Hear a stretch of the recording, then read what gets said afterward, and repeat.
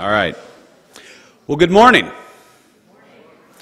Welcome to the 25th Annual Arkansas Holocaust Education Conference.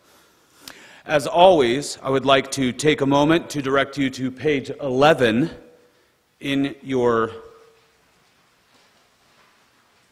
form there, and deeply thank our sponsors who helped to make today's conference possible.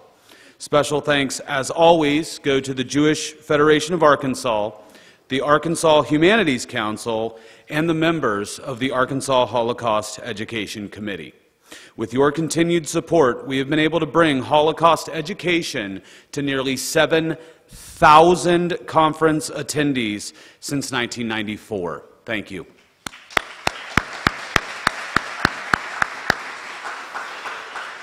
Before I begin my remarks, as always, we also have a few housekeeping notes before we get started this morning. In your, why has that word lost me today? Thank you. In your packets, if you'll look, room 221, or room 260, pardon me, has become room 221 for the entire day. So the music presentation, room 260 is now room 221. Okay? Next week, a link to the conference survey will be mailed out to all adult participants. Teachers, we heavily encourage you to share the link with your students to allow for student evaluations. In the breakout sessions, there is limited seating. Please, no more than 35 per person. There are student ambassadors who will tell you when the session is full, and you'll have to go find another one. Box lunches will be available in the hallway between the gym and the ice arena, and please eat your lunch in the gym bleachers. So I think that's all, so I'll go ahead and start with my introductory remarks. Nie wieder. These are the words that guide so much of Holocaust studies. It's the German for never again. These words give us a guiding light, a principle that genocide against our fellow man is and always will be unacceptable on a global, societal, and visceral level. But today, we focus on was jetzt? What now? Our theme for this year's conference is Out of the Ashes. Today we look at what happened after the liberation, after the horrors, after the camps, after the lives of Jewish and other survivors of this genocide pulled themselves quite literally out of the ashes of human remains and sought to rebuild their lives. Imagine being a survivor of these death camps, being starved, sick, considered subhuman, and survive. This is the pinnacle. This is the happy ending, right? In 1945, the Allied troops were met with a horrible sight when they arrived at the extermination and concentration camps. Piles of dead bodies, human remains, and ashes. The survivors in the concentration camps were barely alive. The prisoners suffered from starvation and disease, and many thousands died in the first months after the liberation. In many cases, the surviving Jews refused to return to their homes, or their homes had simply ceased to exist. The local residents often persecuted those Jews who did try to return, as in Poland, where Jews returning in 1946 fell victim to pogroms committed by Poles. 42 Jews were killed in the Kielce pogrom of 1946. Thus, hundreds of thousands of Jews were without a home in a Europe destroyed and impoverished by war. For a second time, in a cruel twist of irony, the only place provided for many of these survivors was refugee camps, detention camps, frequently the same camps that they had been placed in during the war. The Jews had become displaced persons, and for most governments and nations, as a Jew was persona non grata. The wounds of the Holocaust known in Hebrew as Shoah, or catastrophe, were slow to heal. Survivors of the camps found it nearly impossible to return home, as in many cases they had lost their families and been denounced by their non-Jewish neighbors. As a result, in the late 1940s saw an unprecedented number of refugees, POWs, and as they were known, displaced persons moving across Europe, increasing pressure on Allied powers to create a homeland for Jewish survivors of the Holocaust. This would lead, in 1948, to a mandate for the creation of Israel. One way survivors coped with the prolonged horrors of the Holocaust was to sustain the hope of reuniting with their families. Upon liberation, however, most of them were confronted not only with the discovery that their family members and friends had perished, but also sometimes with the horrible circumstances of their deaths. Many survivors, when physically able, returned to their hometowns to find their property destroyed, taken over, and their pre-war neighbors indifferent. Some continued their search in DP camps and elsewhere in Europe for several years. While some did find a few surviving relatives, others either never discovered what happened to their loved ones or learned that every single Jewish person that they had ever known before the war had been murdered. That process of finding and remembering survivors continues today. Much of this work has been undertaken by Yad Vashem, the Israeli Holocaust Remembrance Center, with its central database of Shoah victims' names. According to Yad Vashem, its primary aim is to recover the names and reconstruct the life stories of each individual Jew murdered in the Shoah. By the beginning of 2015, an estimated 4.5 million murdered Jews have been commemorated. Unable to fully comprehend their tragedy or to express their grief or rage, the survivors still had to begin the task of rebuilding their lives. As they began these new lives, living conditions were often cramped and poor. There were few clothes, few household goods, and food was rationed. Interesting and well-paying jobs were hard to come by. Most of the young refugees found themselves in menial factory jobs or office jobs or in domestic work. An entire generation's hard work, education, and livelihood cut off. That's the political history. But the nightmare of the Holocaust stays with us. The depths of the horrors perpetrated against fellow human beings leave scars that don't heal. In some ways, the rise of Holocaust literature, art, and film has been an attempt to work through these memories, leaving a truly haunting legacy of beauty in pain. On an individual level, Holocaust survivors must come to terms with survivors' guilt. Their guilt over surviving those who died in the camps. Their children experience a similar kind of guilt over not sharing their parents' experience of the Holocaust and living a life untroubled by the same trauma. Collectively, much of this art turns to the question of whether the responsibility for the Holocaust extends beyond Nazi Germany. What, on an international level, could have been done to destroy the concentration camps? What could communities within German-controlled territories have done to save the Jews? In assessing the impact of the Holocaust on survivors, it needs to be said that no person could have survived Hitler's concentration camps and emerged totally unchanged. Our task today is to examine not just how one could have survived this event, but how those that did survived the world outside, the world after. How did they answer the question, was jetzt? What now? As we examine these issues throughout sessions today, I would like to encourage you to think about these issues and ask yourself the question, where would you start? Where would you go? What would you do? What now? It is now my honor to introduce our plenary speaker of the morning. Dr. Kevin Simpson is a university professor, former collegiate soccer player, and the recipient of several fellowships and grants from the United States Holocaust Memorial Museum, Yad Vashem in Israel, the Defiant Requiem Foundation, and the Holocaust Education Foundation of Northwestern University in Illinois. Later on this morning, Professor Simpson will be presenting a session titled Soccer Under the Swastika, based on his just published book of the same title, which incidentally is for sale in the foyer. His new book focuses on the surprising existence of soccer in Nazi concentration camps and ghettos, where playing the beautiful game actually meant life or death. He has published and presented widely to academic and popular audiences in sports psychology and in the teaching of the psychology of the Holocaust, among other topics.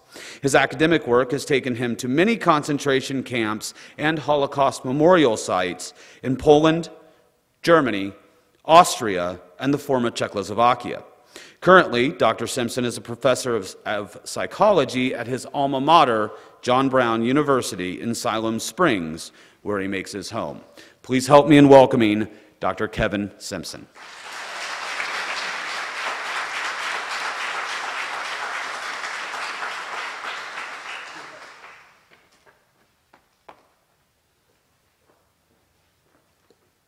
I know we're not supposed to have water in here, but you know how it goes. All right, so it is going to be all too easy for me to slip into professor mode and just start teaching wildly, not maybe paying attention to what the audience needs. So here's what I want to do today. What we're going to show you here, and this is actually a new idea that we've had as a committee to really set the stage for the day. And in fact, we're going to pause a couple of points. So I'll show you a clip that should be ready to go about how the Holocaust really started. That is, what was going on in Europe, what was going on certainly in Germany to set the stage for what would come certainly as the war starts and then the camps are built and Jews are being deported and eventually murdered. And the reason we want to start with this is that it's going to allow you to, I think, have a good kind of foundation, at least today, to consider again the origins, especially some of the preconditions. And so be mindful that as we pause, I'll have a couple of questions here for you to ponder. In fact, I want to make this interactive. So we'll have a microphone, I think, going around as well and give you a chance again to comment. So don't feel bashful, don't feel shy. I want to get you involved as much as possible here.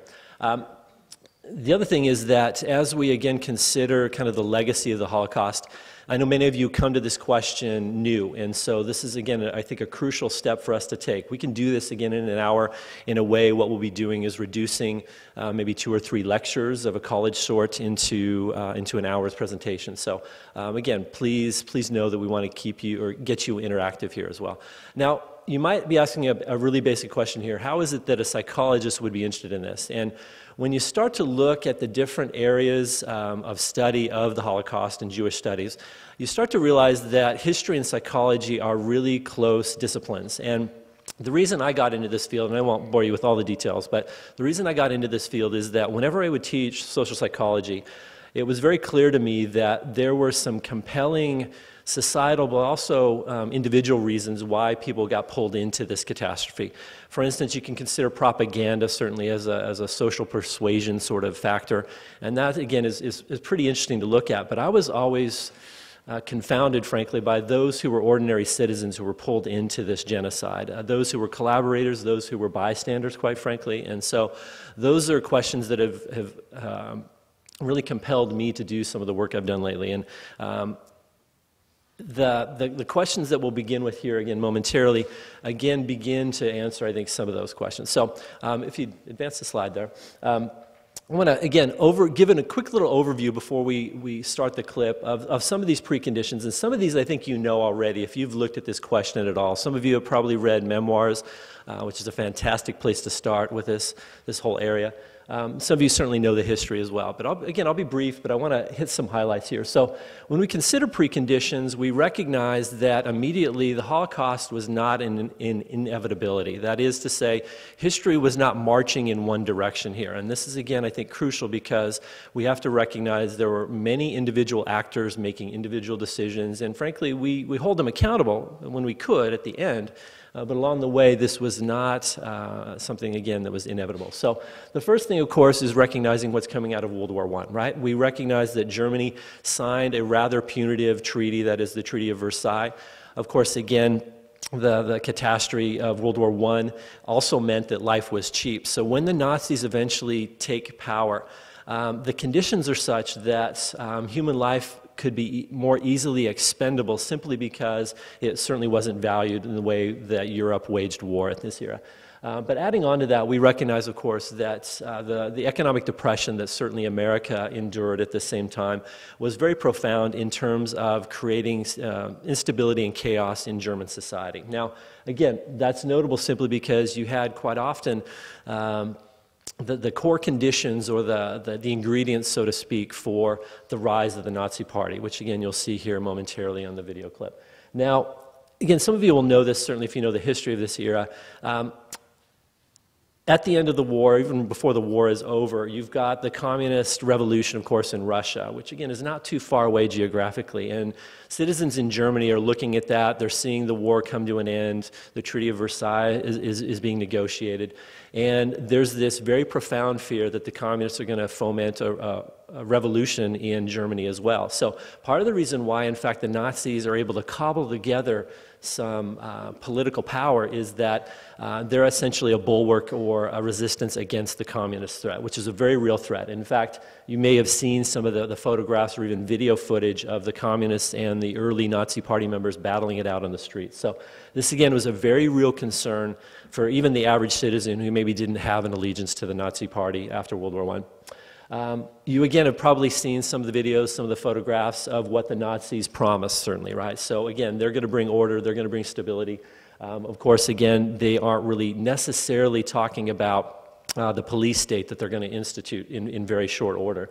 But of course, again, much of this is wrapped around that charismatic figure of Adolf Hitler. Just yesterday, in one of my psych classes over at JBU, we were looking at the film Triumph of the Will, and there's a scene right in the middle of it where Hitler is on an elevated stage. The lighting, the camera work is, again, very compelling, and we again see why, even outside of the Nazi circles, Hitler would have been seen again as a messianic figure. Again, he's bringing forward again these arguments, so to speak, these political ideas that again will restore German pride, the sense again of economic certainty and this sort of thing.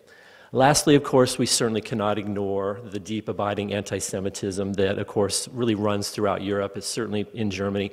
One thing that I was struck by as I learned about the Holocaust over the last decade or so is that historians who might have predicted where the Holocaust would have occurred would not necessarily have chosen Germany. Again, it was a leading light of intellectual developments, music, culture, all of that. So they wouldn't necessarily have assumed Germany would be the place for this to happen. In fact, Russia, maybe even France, would have been kind of topping that list in terms of the virulence or strong anti-Semitism that might have led to something like the Holocaust. Now, you see there at the bottom, again, that fateful day when Hitler is appointed chancellor. He's not elected, of course, to that position, but he's appointed in part because of representative elections in the fall before. Again, notable because students, I think, when they learn about the Nazis, they're a bit shocked to realize that, yes, there was a democratic process that put the party in power, but of course, thereafter, Hitler is able to essentially eliminate his enemies and set the stage, of course, what's going to come in Germany and, of course, the rest of Europe as well. The other point I would mention here is that within even weeks of Hitler becoming chancellor there in January 1933, they're developing the camps. In fact, Dachau, the major example of that as well. So the Nazis, again, had this plan. Frankly, again, the genocide was already in motion through legal means, right, through Nuremberg laws, which would come a couple of years later.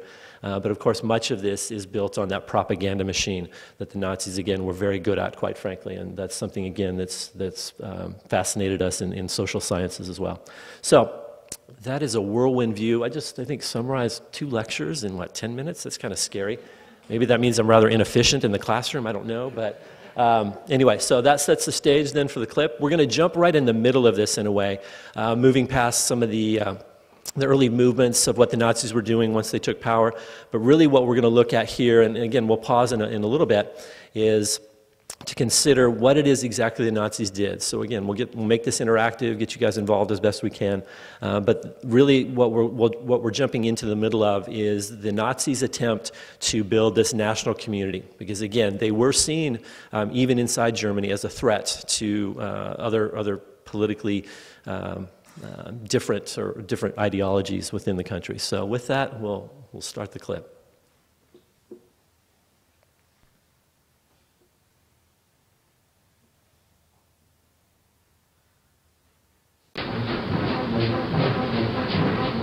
The economy had reached rock bottom when the Nazis came to power. They boosted its recovery with huge public works projects for the unemployed. Eine halbe Million erwerbsloser Volksgenossen wurden in diesem Jahr an den Arbeitsplatz zurückgeführt. Seit der Machtübernahme ist die Arbeitslosigkeit um 61 von 100, also um weit über die Hälfte zurückgegangen. Hitler christened new Autobahns triumphantly in a display of national will that would unite the country and facilitate the secret expansion of Germany's armed forces. In 1935, Germany openly defied the 1919 Treaty of Versailles by reinstituting the draft and increasing its military strength. The Nazis were delivering on their promises to restore and strengthen the nation. Their achievements encouraged many people to overlook radical Nazi policies, or even to support them. In September 1935, the Nazi Party gathered in Nuremberg for its annual rally. It opened with a traditional hymn that added solemnity and a sense of continuity with the past. It ended with a special session of parliament far from Berlin. New race laws were introduced by Hitler and read by Parliament President Hermann Göring. Reichsbürger ist nur der Staatsangehörige deutschen oder artverwandten Blutes. Eheschließungen zwischen Juden und Staatsangehörigen deutschen oder artverwandten Blutes sind verboten. The Nazi regime aimed to create a racially pure Germany, whose so-called superior traits would make it ideally suited to rule the entire European continent.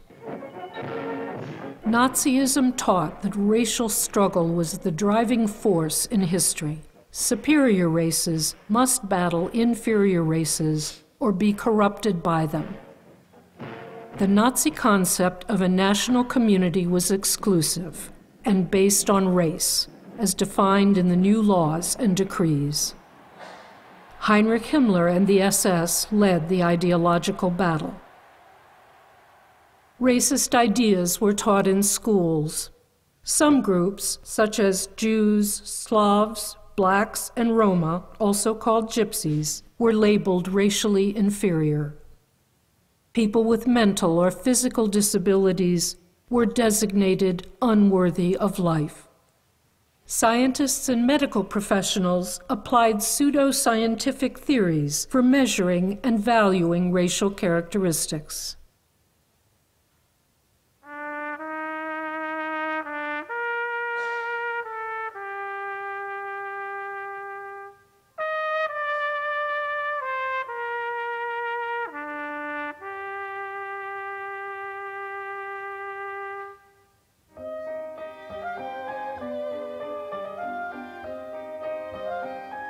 Before the Nazis assumed power, Jews enjoyed all rights of citizenship in Germany.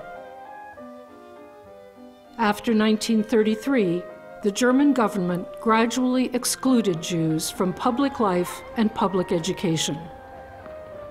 Newly established Jewish private schools provided a safe learning environment for some. By 1938, German authorities had isolated and segregated Germany's Jews, expelling them from the professions and eliminating most opportunities to earn a living.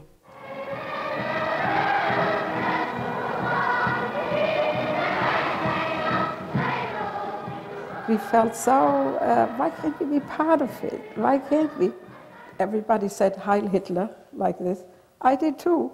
What did I know? I was 8 years old. So my mother said to me, "You're not supposed to do that." I said, "Why not?" She said, "Haven't you been told that you were Jewish?" I said, "Oh, I forgot." Germany's Jews would get plenty of reminders. Meine Herrschaften, hier ist Boykott in jüdischen Warenhäusern. Gehen Sie doch bitte weiter. This sense of isolation that came upon us after 1933, gradual and increasing, it also affected us psychologically. We knew we were in a hostile world. Between 1933 and 1939, the German government enacted hundreds of laws to define, segregate, and impoverish German Jews. My sister and I used to slink by those huge banners that were all over the city, and we used to just try not to see them, thinking if we didn't see them, they weren't there. But they were there. That's just little by little that really took over. Wer selig geworden ist, der weiß, ohne Lösung der Judenfrage keine Erlösung der Menschheit. The goal of Nazi propaganda was to demonize Jews and encourage Germans to see Jews as dangerous outsiders in their midst. After 1935, everyday anti-Semitism was a regular part of carnival parades and floats. Public displays of anti-Semitism reinforced a climate of hostility toward Jews in Germany, or at the least, indifference to their treatment. In March 1938, German troops moved into neighboring Austria. Germany shredded another provision of the Versailles Treaty as Hitler's homeland was incorporated into Germany. It was a disaster for Austrian Jews. Within a year, the Nazis achieved in Austria what had taken 5 years to carry out in Germany. On November 9th, the Nazi Party orchestrated an outbreak of anti-Jewish violence throughout Greater Germany. It was a lawless onslaught that outraged the world and provoked criticism of the regime by many Germans. Jewish businesses that had already suffered anti-Semitic attacks were targeted for deliberate vandalism disguised as spontaneous public action. Party officials directed the SA, SS, and Hitler Youth to destroy Jewish shops and torch synagogues. Over 7,000 Jewish-owned businesses were vandalized. Germans named the violent attacks Kristallnacht, Night of Broken Glass, for the shattered windows of Jewish-owned stores that littered the streets. The nationwide violence damaged or destroyed more than 250 synagogues. After Kristallnacht, I remember driving through Berlin and seeing the synagogues in flames and all the glass on the streets and the people huddled and depressed. They walked around like the victims, like the hunted. German police filled the concentration camps with thousands of Jewish inmates. The SS released them only if they agreed to emigrate. But Jews faced increasingly restrictive immigration quotas in most countries and bureaucratic hurdles in Germany. A new law issued in October 1938 required Jews to surrender their old passports, which would be valid only after the letter J was stamped on them. 2 months later, another law prevented the flight of capital owned by Jews when the economics ministry froze all Jewish property and assets. Many, who had the means and somewhere to go, tried to leave Germany. Some families sent their children alone to other, safer countries. They could not know how soon the world would be at war.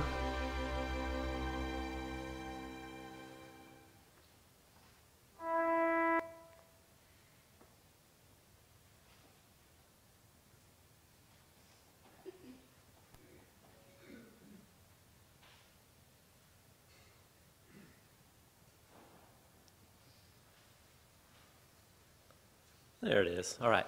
So you, of course, notice the increasing, escalating news basically around the Jews of Europe, especially in Europe and especially in Germany and Austria. But you'll also note, of course, that this started out through legal means, right? In other words, the persecution started through the creation of laws, which means, of course, that the average citizen had some sort of ongoing understanding of what that meant, because this would have been in the newspapers, this would have been talked about. But what is powerful, of course, is recognizing that these individual stories you hear from the survivors themselves, they recognize that, of course, no longer they feel safe, right? But many people were trying to ride it out. Many people thought the Nazis, well, eventually this will blow over. Eventually they'll be tossed out. But of course, because they are increasing their terror state, they're essentially eliminating the enemies and the people who would possibly stand up against them. So, as you see here, pretty basic question, but one, again, that really, I think, brings together these elements of the legal persecution, the violence, the outbursts of violence. Much of it was orchestrated, right? So the basic question here, how did Nazi Germany gradually isolate, segregate, impoverish, and incarcerate Jews and persecuted other perceived enemies of the state? And in particular, we're focusing here between 1933 and 1939. What did you see there? What were the examples? What was the evidence? And I'll try to repeat some of the answers that you give here. Yes? The anti-Semitic business and Okay. Anti-Semitic movements against businesses, right? Boycotts as well, and also Kristallnacht. That was a seminal event. In fact, we're coming up on the anniversary of that here in a couple of weeks as well. So excellent. What else? Yes?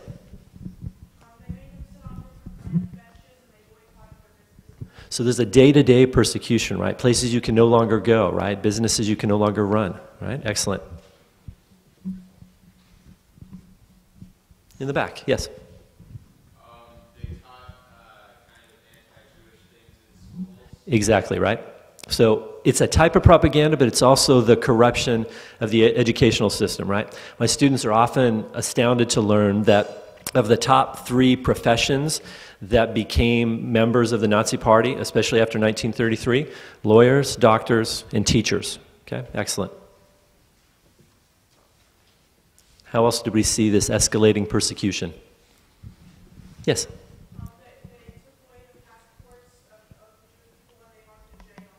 So they either take away the passports or they mark them with a J. What's the consequence of that? Just to follow up. This is a great point.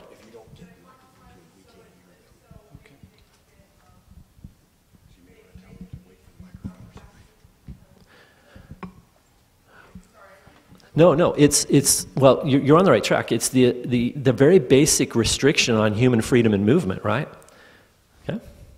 And by extension, of course, it then gives the Nazis the opportunity to strip the Jews of their assets. We see this time and time again.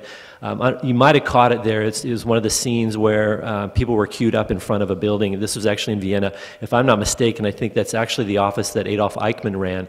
And in fact, this is it was a very efficient way of stripping Jews of their livelihood and of their assets before they could get out, which many Jews did, thankfully, but not enough. As you can see, the world was pretty indifferent, generally speaking. Other examples there. This is good. Yes? They segregated and isolated the benches, Jews only. Yes. And in fact, that segregation and isolation becomes formalized through the camp system as well, right? And in fact, the atrocious methods that the Nazis will use in places like Poland, Ukraine, and other eastern areas, they've perfected these methods. In fact, the concentration camp system, of course, becomes that laboratory in which they do this. So excellent, yeah. Maybe one or two more? Yes? I think it began with the definition of the better race. Excellent. Who is us and who is them, basically, right? The definition of what it meant to be Jew. And of course, they're taking an ethnic and or religious association and turning it into a racial one, right? So this is part of that pseudo-definition, that pseudo-science of it as well. Excellent. Maybe one more? Yes? Right. What's the consequence of that? Think again about how love kind of plays out anyway, right? Love sometimes doesn't know boundaries. I'm being a little corny here, but that's okay. What's the implication of this? Intermarriage. Because then it's just another way to isolate them and segregate Exactly, right. In addition to that isolation segregation, it then actually has a ripple effect, even generationally, right? Because of course, before the Nazis take power, we have people intermarried, right? We have wonderful relationships, both personally, professionally, and of course, romantically. Yes. All right, we'll pause there. Excellent. That's a good start. So we'll continue on. As you can see, again, we're right on the eve of a war. The Nazis, again, have been able to use legal methods, of course, to increase the persecution, but we're right again on the edge of war, and of course, it's all going to change very dramatically. So we'll cue up that last section there.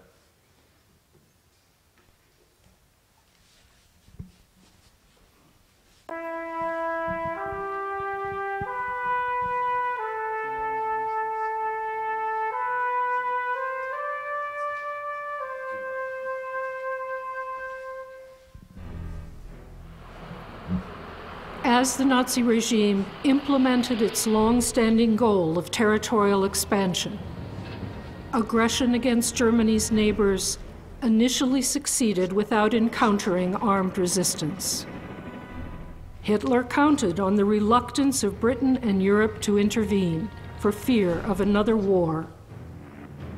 The German occupation of Prague, capital of Czechoslovakia, left no doubt as to Germany's intent on military conquest in Eastern Europe. On September 1st, 1939, a massive German force invaded and conquered Poland within a month. It was the start of the Second World War. In April 1940, Germany occupied Denmark and Norway. In May, the German armed forces attacked France, the Netherlands, Luxembourg, and Belgium. In June, Paris fell, and France surrendered. The swift and unexpected victory over France avenged Germany's defeat and humiliation in the First World War. It propelled Hitler to a new level of popularity and trust among the German people. In June 1941, the German army, with more than 3 million soldiers, invaded the Soviet Union to wage a war of annihilation that targeted tens of millions of civilians. Under conditions of war and military occupation, the Nazi regime could pursue its political and racial goals with more radical measures. As German troops advanced into Eastern Europe, Germany's power extended over millions more Jewish inhabitants in the occupied lands, where German authorities could exploit existing anti-Jewish attitudes among local populations. Across Eastern Europe, German authorities forced those identified as Jews into tightly packed areas called ghettos. Separated from the non-Jewish population, Jews in the larger ghettos were imprisoned behind brick walls and barbed wire. The German drive eastward was cast as a crusade against Judaism and communism. In the Nazi view, two aspects of the same evil. German soldiers and police officials treated Soviet prisoners of war as subhumans, either shooting them or deliberately causing their deaths by exposure to the elements and by starvation. Millions died in German captivity. On the Eastern Front, racial political instruction was part of regular training for all types of German occupation forces. SS Chief Heinrich Himmler referred to the war against the Soviet Union in an address to his men. This invasion is an ideological battle and a struggle of races. Here in this struggle stands National Socialism, an ideology based on the value of our Germanic Nordic blood. On the other side stands a population of 180 million, a mixture of races whose very names are unpronounceable and whose physique is such that one can shoot them down without pity and compassion. In July 1941, Hermann Göring, Hitler's second in command, authorized all necessary preparations for the final solution of the Jewish question in the European territory under German control.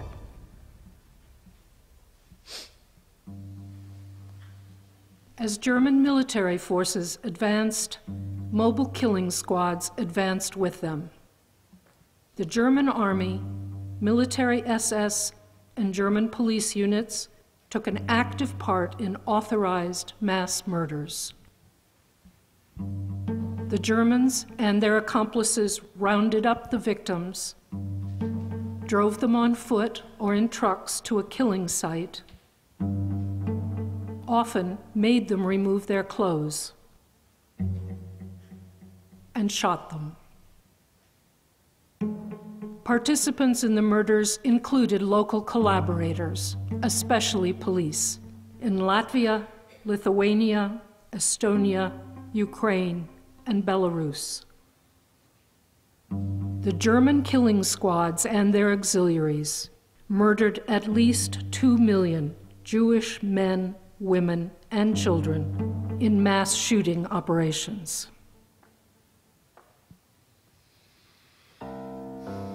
Back in Germany, SS and police deported the remaining Jews to the occupied Eastern territories.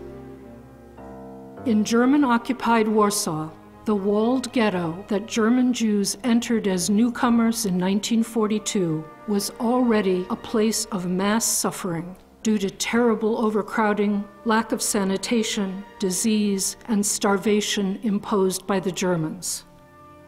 Despite all efforts of the imprisoned Jews to find ways of surviving and sustaining their communities, those conditions increasingly led to death for scores of thousands.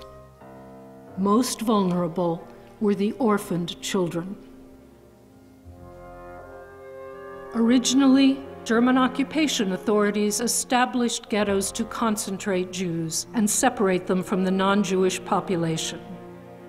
Later in the war, many ghettos served as staging grounds for the transportation of Jews to the east, euphemistically called resettlement by the Germans, who promised their captives better conditions and opportunities to work. People endured unimaginable suffering on journeys that lasted days without food, water, or toilet facilities. Many of the weak, the young, and the elderly died before reaching the destination. The Germans and their collaborators deported roughly 2.7 million Jews and others to killing centers in German-occupied Poland. At the largest of the camps, Auschwitz-Birkenau, transports arrived from all across Europe. Transports were coming in every day. People with all kinds of different languages. Hungarian, Poles, Czechoslovakian, from Holland, from France, from Belgium, from Germany, from Italy, Russians. They were from everywhere.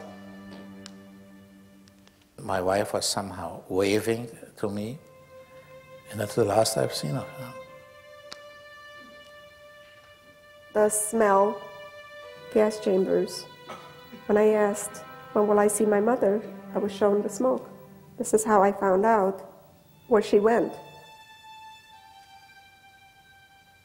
It took a long time until I started to realize that we are condemned to die.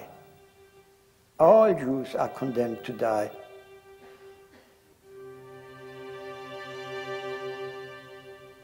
Those whom the SS judged unable to work were killed, often within 2 or 3 hours of arrival.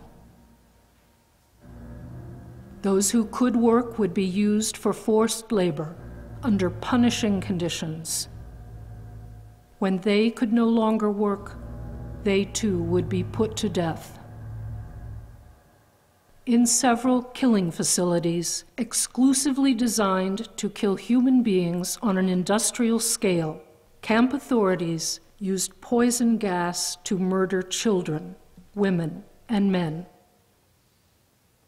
At these killing centers, nearly half of all Holocaust victims died. The camps of Majdanek and Auschwitz were the first liberated as Soviet troops reached Poland. News of Majdanek's liberation in summer 1944 was met with disbelief. The New York Herald Tribune said, "Maybe we should wait for further corroboration. This sounds inconceivable." In April 1945, U.S. troops in Germany and Austria came upon concentration camps at Buchenwald, Dachau, Nordhausen, Mauthausen, and Ohrdruf. The soldiers saw the camps with their own eyes, and the truth was undeniable. General Dwight Eisenhower, commander of the Allied Liberating Forces, wrote, "The things I saw beggar description. The visual evidence and the verbal testimony of starvation, cruelty, and bestiality were overpowering." In American movie theaters, newsreels made witnesses of thousands more. One commentator said, "To future generations, it must be told. Once man did this to his brothers.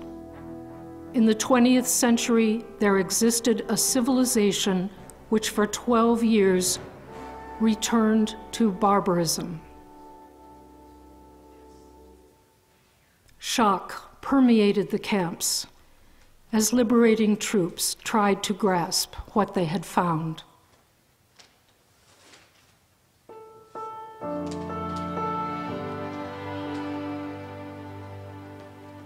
Soldiers did all they could to attend to the dead and to support the living.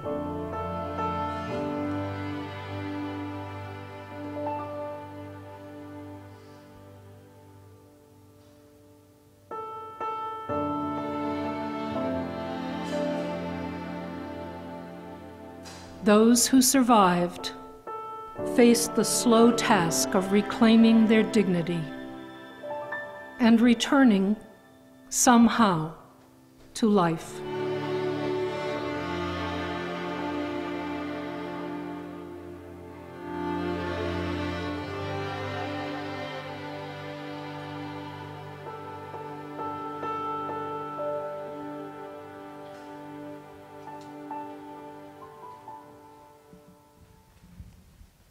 The Holocaust darkened the world's.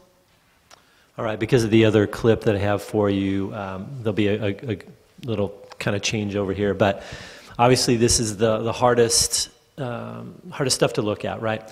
And even 70 plus years removed, we recognize how, I think, compelling these images are, both in terms of the horrors, but also then at the end where we see life beginning anew, right? So many lives lost, a civilization almost nearly destroyed, and yet people carried on. But what we want to focus on is the recognition that the Holocaust wasn't just about Auschwitz, and I think it's crucial to note because, especially if you're coming to this field maybe as a first-time learner, we have to acknowledge again that the Holocaust was certainly a function of starvation. It was ghettoization. It was, of course, as you see there as well, the function of bullets. And that meant initially the Holocaust by bullets was a one-to-one killing operation. And again, that sounds kind of blunt, but that's important to note simply because the human decision to be part of that process, and this is what I keep coming back to, frankly, as a psychologist, we have to understand, we have to note, because these calls to never forget and for genocide of this sort to never happen again, I think has to follow from, at some level, an understanding of those individual processes, why individual people were involved. So you have an understanding here, certainly, of the history of Nazism. But that question there, as we transition, why was the war necessary for the Holocaust to occur? What would you say? Yes? It distracted people from seeing what was happening? Okay. Hold on one second. We have a microphone coming. I should have waited for this earlier. My bad. Thanks, Adam. Front row. Right in the middle. They needed something to distract people because of the mass relocation that was happening. So if there's a reason for people to be moved, no one would question anything. Right. In other words, your neighbor suddenly is headed to a train station and deported, right? Explanations for this at some level. Okay, good. Why is the war necessary? Think about some of the preconditions as well. That should help you answer this. There in the middle in the back. Thanks for waiting. Adam's fast. Ish. Well, war creates basically an animalistic, we become animals. And when it allows a psychic that you can shoot someone or you can gas them. Right. It just gets down to being, everyone's a subhuman. The dehumanization process starts with, like as we said, the legal means, but also the isolation through slurs, through anti-Semitism, if it kind of creeps into our professions, our personal lives. Excellent. Yeah. Why is the war necessary?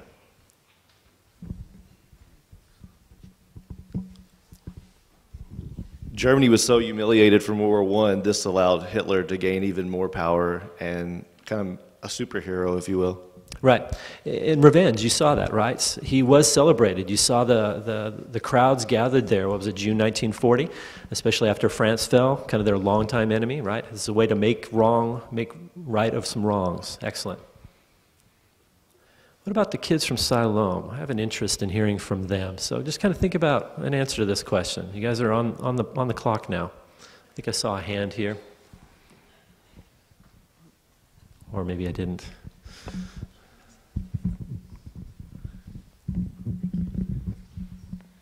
Because of the panic that was caused after the war, as everyone else said, it caused a distraction for others to focus on the good that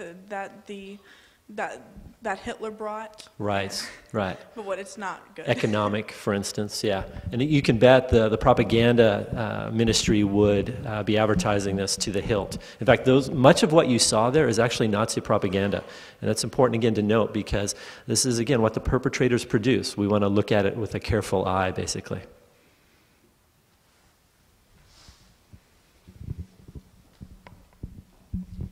I think one of the primary reasons war was necessary is that once the war started, the Allied powers had no means to stop it. I mean, we were barely able to invade North Africa. Right. We were not able to get to Europe until June of '44. I mean, we just logistically could not stop it. Exactly. So there's a momentum there, and we recognize this momentum, again, starts in Germany. So the takeover of Austria and the takeover of Czechoslovakia, there's a momentum there. Of course, the war machine's building up as well. The other thing, too, and I thought maybe we were going to go this direction, that the momentum is also on the side, frankly, of death and destruction, that when the Nazis then move into the East, and it is that war of annihilation, they have the cover of war to, in fact, murder people. So it's not only prisoners of war, but of course it's civilians, it's women and children in these remote villages called shtetls in the eastern part of Europe. Again, these folks are brought en masse because the Nazis, as they put it, they had a Jewish problem, and they're going to solve this through extermination. There was a hand up in the front here, Adam.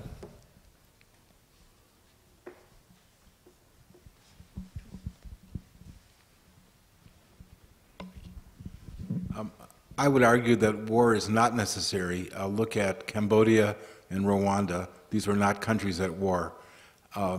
What's necessary is international paralysis, indifference, slow action. So war is not a necessary condition for genocide. Not generally, no. In this instance, I would say it is. But your point is very well taken, given the situations we're facing now, right? Excellent. All right, so I'm told we have about 5 minutes. The other clip I was going to show you asks us to consider why it's important to remember. So let me simply pose that question. Why, in fact, is it so crucial? Of course, many of us are passionate about this. You're here, right? You've devoted a Friday afternoon. You've got some great teachers who are inspiring you, right? So why is it important?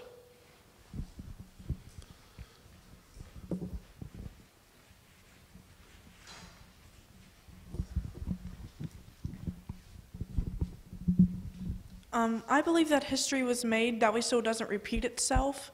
Whenever something like this happens, this could start the next World War III. So that's why we need to know about the terrible things that have happened so that we don't repeat it. Yours is an argument for either prevention or at least cutting this off earlier, right? Excellent. Yeah, I'm looking at you, Siloam kids. We're coming to answer this.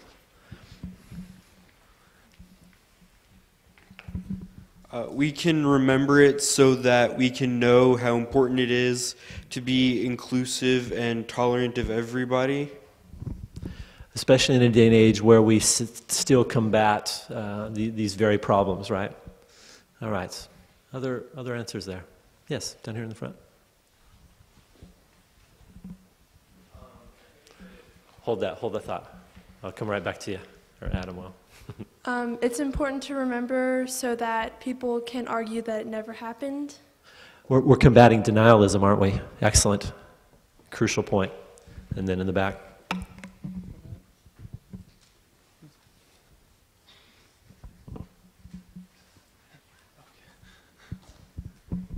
I think that we have a responsibility to acknowledge kind of the failures that we've made as a human race, because I would definitely consider the Holocaust to be a failure on a level of human rights. So by acknowledging that it happened, we can move on to accept that it happened and take all the steps that we can to prevent it from ever happening again. Well said. In fact, this history may seem remote to you, right? You might be 16, 17 years of age. We might as well be talking about the Civil War here. It might seem so historically remote to you, right? And this notion that we have a debt, I wholeheartedly agree. Again, this may even be great-grandparents' generation for some of you, but that I think is a compelling argument. A debt to those who perished, and certainly those who have lived on, but may not be longer with us anymore. I would wholeheartedly agree with that, so fantastic. Maybe hear from one or two other folks and we'll wrap up there. I think adding on to him as a failure, I think it's important to reflect on ourselves and to say, who do we see that could be me in this story? Because it was just regular people, like you talked about, those bystanders, and it's also a really compelling question to me is why did all those people just stand by? But who am I? Who am I standing by and watching? And what am I doing? We need to reflect on our own actions and our own the things that we think about every day. Fantastic point. Exactly, right? We do then personalize the response. It's not just this history that's distant to us. Fantastic. Maybe one other comment, I think, back here. There you go. Right about. We'll wrap up with this one. Mine was basically the same, but I feel a great responsibility as a teacher to spread that news through the students in our school and share that responsibility with all of us as human beings. The shared humanity. Excellent. So on that note, we'll pause. Thank you for your engagement here. I do wish you the very best today. Lots of fantastic sessions to consider. So maybe I'll see a few of you in my session a little bit later on, but of course you've got plenty to choose from. Thank you.